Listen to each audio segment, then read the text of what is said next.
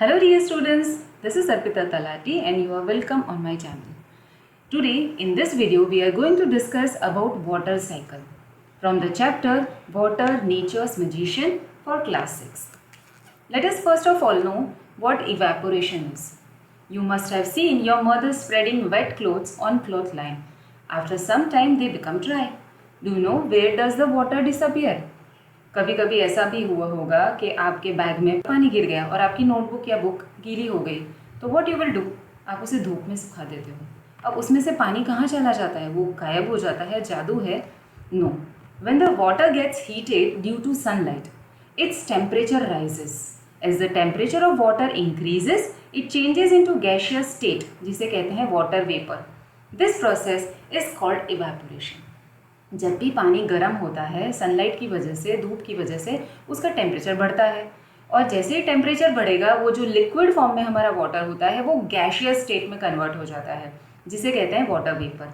और ये जो प्रोसेस होती है of conversion of liquid into gas is known as evaporation. Water when gets heated it turns into water vapour.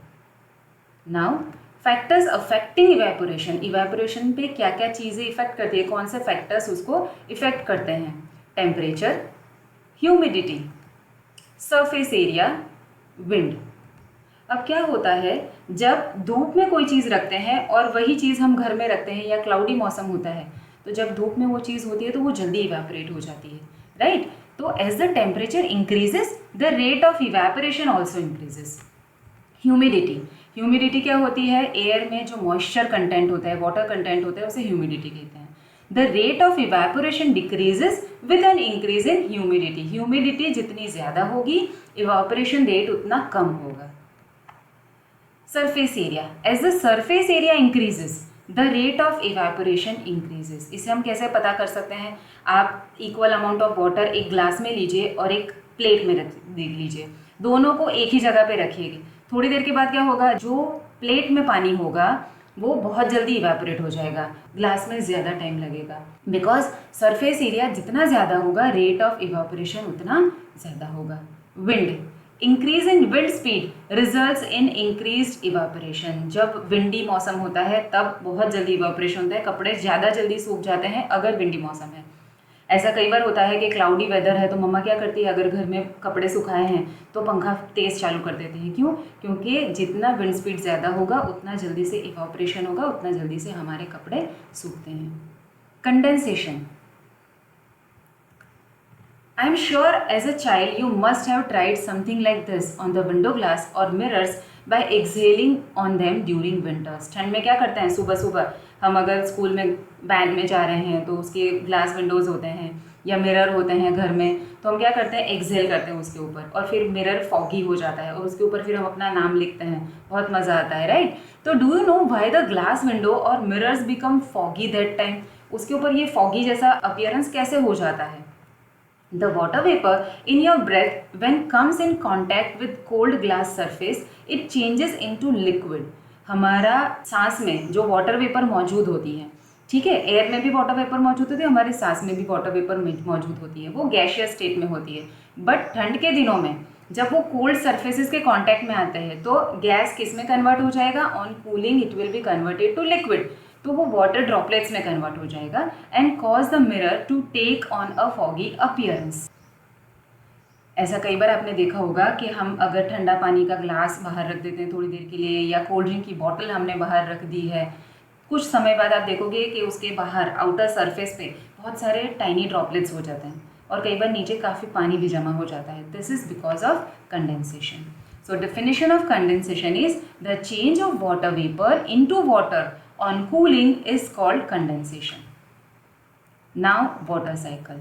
We know that water changes from one state to another on heating or cooling due to the change in the temperature. Heating पे क्या होगा? Liquid will be converted to gas, solid will be converted to liquid, like that. How do these changes occur in nature? अब nature में ये changes कैसे होते हैं? What brings about these changes in temperature? और टेम्परेचर में changes कैसे होते हैं? The sun plays a major role in bringing about changes in the state of water. Water के जो अलग अलग states होते हैं, liquid, solid, gas, तो उनके चेंजेस में बहुत इंपॉर्टेंट रोल प्ले कौन करता है? Sun. Let us see how. When the sunlight falls on rivers, lakes or ocean, it heats up the water and changes water into vapor by the process of evaporation. Evaporation का process होता है और जितनी water bodies होती हैं, rivers, lakes, ocean वगैरह का जो पानी होता है वो heat up होता है और vapor में convert होता है. Most of the water vapor enters the atmosphere from the water bodies. Now, leaves of the green plants also release water vapor into the air. This process is called transpiration. Chapter था getting to know plants, उसमें भी हम पढ़ चुके हैं कि leaves जो होते हैं उसके ऊपर टाइनी ओपनिंग्स होते हैं जिन्हें स्टोमेटा कहते हैं और उनके थ्रू जो एक्स्ट्रा वाटर होता है वो एटमॉस्फेयर में रिलीज होता है वेपर के फॉर्म में. तो ट्रांसपिरेशन के थ्रू भी बहुत सारी वाटर वेपर एयर में मिल जाती है. Water vapour in the air rises up and on cooling condenses to form clouds by the process of condensation. ये वाटर वेपर ऊपर उठती है और जितना वो ऊपर जाएंगी तो एटमॉस्फेयर ठंडा हो जाएगा. अब वेपर जो होंगी on cooling they will be converted to liquid. Water vapour in the air rises up and on cooling condenses to form clouds by the process of condensation. When the clouds become too heavy, the water fall backs on the ground in the form of rain, hail, sleet or snow. This is called precipitation. और जब बहुत ज़्यादा water droplets combine होती है, heavy हो जाती है, तो वो अर्थ पे बारिश या हेल या स्नो के फॉर्म में गिरती है. Most of the rain water runs down the surface and become a part of the water bodies like rivers and streams, which finally lead to the ocean. Rivers में, lakes में जाता है और ultimately वो कहाँ जाता है? ओशंस में जाता है. Water is again heated by the sun rays. It again evaporates, condenses and fall back onto the earth. This constant circulation of water in nature is called the water cycle, which is a continuous process. और evaporation जो होता है उसके लिए कोई fix temperature नहीं होता है. किसी भी टेम्परेचर पे इवेपोरेशन की प्रोसेस कंटिन्यूसली होती रहती. Now how are the clouds form? Cloud formation कैसे होता है ये हम देखेंगे. Water present on the earth surface gets evaporated due to sunlight. Sunlight के कारण वाटर सरफेसेस होते हैं वहाँ से वाटर इवेपोरेट होकर ऊपर जाता है. On reaching a certain height, एक पर्टिकुलर हाइट पे रीच होने के बाद जब कूलिंग हो जाती है it becomes cooler and water vapour present in the air, water vapour present in the air condenses to form tiny droplets of water. These droplets combine to form clouds that float in air. ये tiny droplets होती है ना, वो atmosphere में dust particle के साथ भी combine होती है और वो इतनी सारी tiny droplets एक दूसरे के साथ भी कंबाइन हो जाती है और फ्लोट होती रहती है हवा में. Clouds consist of billions of tiny water droplets. As more and more of these droplets combine, बहुत ज़्यादा droplets combine होती रहती हैं तो the clouds get heavier. Clouds क्या हो जाते हैं? Heavy हो जाते हैं.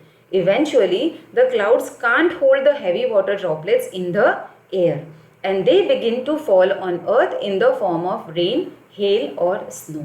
Clouds इतने heavy हो जाते हैं कि वो hold नहीं कर पाते हैं इतने heavy droplets को और वो ultimately rain, hail या snow के form में earth पे वापस आकर गिरती हैं. That is बारिश, right? जो normal condition में हम कहते हैं. Now think and answer.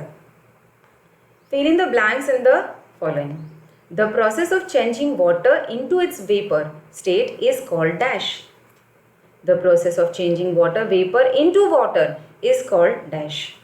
Remember, आपको ये सारा शब्दों का खेल है. You have to remember it very nicely कि water से water vapor में मतलब liquid से gaseous state और water vapor से water that means gaseous से liquid state में conversion. तो उन processes को क्या कहते हैं? Now state for each of the following whether it is due to evaporation or condensation. नीचे की कुछ processes दी गई है तो वो evaporation की वजह से होती है या condensation की वजह से होती है, that you have to find out. Water drops appear on the outer surface of a glass containing cold water. Steam rising from wet clothes while they are ironed. Fog appearing on a cold winter morning. Blackboard dries up after wiping it. अब जब blackboard को गीले कपड़े से पोंछा जाता है फिर वो ड्राई अप हो जाता है. Steam rising from a hot girdle when water is sprinkled on it. Thank you so much for watching. Happy learning.